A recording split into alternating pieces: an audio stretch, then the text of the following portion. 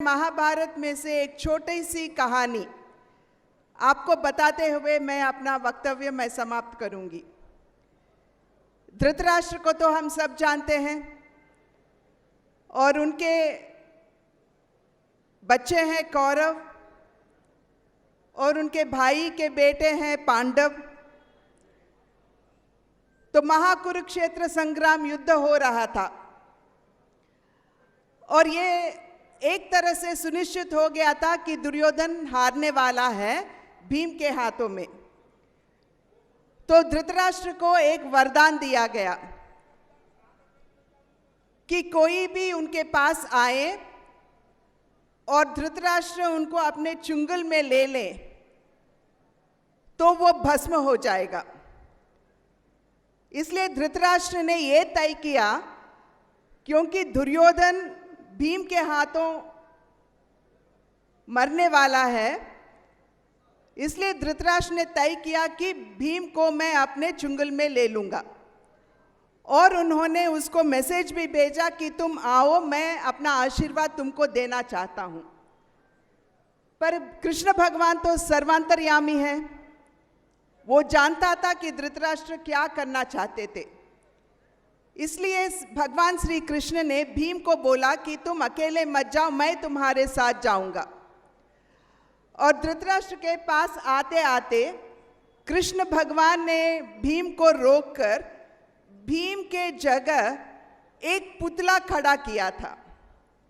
तो धृतराष्ट्र ने आगे आकर, क्योंकि वो देख नहीं सकते, इसलिए आगे आकर उन्होंने सोचा कि वही पुतला भीम है और उनको अपने चुंगल में ले लिया था। और इमीडिएटली वो जो पुतला था वो भस्म हो गया। मैं आज ये कहानी आपको इसलिए सुना रही हूं क्योंकि 23 साल से ऐसे धृतराष्ट्र के चुंगल में ओडिशा फंसा हुआ है और ओडिशा को बचाने के लिए यहाँ के लोग तय करना चाहिए कि किसको आप वोट देने वाले हो। केवल और केवल 1.5 साल बचा हुआ है और अगर आप देखोगे ओडिशा में जिस तरह से विकास होना था वैसा हुआ क्या, आप अपने से एक बार पूछ लीजिए। यहाँ कौन अपने को सुरक्षित मानता है? यहाँ बहुत सारे बहनें बैठे हुए हैं, माँ बहनें बैठे हुए हैं। क्या वो अपने को ओडिशा में सुरक्षित मानते हैं? हर दिन हम मीडिया में देखते हैं जिस तरह से महिलाओं पर दुष्कर्म बढ़ते जा रहे हैं। हम तो देख रहे हैं, सुन रहे हैं, पढ़ भी रहे हैं। यहाँ के किसानों के साथ इंसाफ नहीं होती। प्रधानमंत्री नरेंद्र मोदी जी ने मत्स्य संपदा योजना के अंतर्गत 40,000 करोड़ रुपया उन्होंने आवंटन किए, पर उसका उपयोग यहाँ ओडिशा में हमारे मत्स्यकार जो भाई बहन होते हैं उनके लिए यहाँ उसका उपयोग नहीं होता है। हमारे बच्चों को रोजगार नहीं मिलती है। हमारे बच्चों को अपने बूढ़े माँ बाप, अपने पत्नी, बच्चों को छोड़कर दूसरे प्रदेशों में जाना पड़ता है रोजगार ढूंढते ढूंढते। मैं आप सभी से मन से यही सवाल पूछना चाहती हूं, क्या आप ऐसे शासन चाहते हो ओडिशा में? दूसरी तरह अगर आप देखोगे, 8 साल हो गया है भारतीय जनता पार्टी को केंद्र में सरकार बनाए हुए।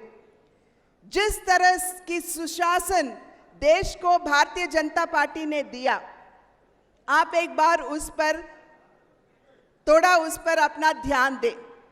सबके साथ सबका विकास, हर वर्ग को साथ लेते हुए, हर वर्ग को विकास पद पर लेते हुए पूरे भारत देश को विकास की तरफ लेके जाना, यही भारतीय जनता पार्टी की मूल सोच है और उनका विश्वास भी है। इसलिए सबके साथ सबका विकास केवल एक नारा नहीं है, पर भारतीय जनता पार्टी के लिए ये विश्वास है। और आप देख चुके हो, आप परख चुके हो कि 8 सालों में किस तरह का सुशासन देश को दिया गया है। आप सब उसको परख लिए हैं। इसलिए मैं आग्रह करूंगी कि जब आप 2024 में आपका वोट देने जाते हो तो एक बार सोच लीजिए, अगर आपको धृतराष्ट्र के चुंगल से अगर आपको ओडिशा को बचाना है, मैं मन से यही आग्रह करूंगी कि आप जरूर भाजपा को अपना भरपूर आशीर्वाद दे वोट के रूप में। यही मेरा आग्रह है आप सबसे। बहुत बहुत धन्यवाद। भारत माता की।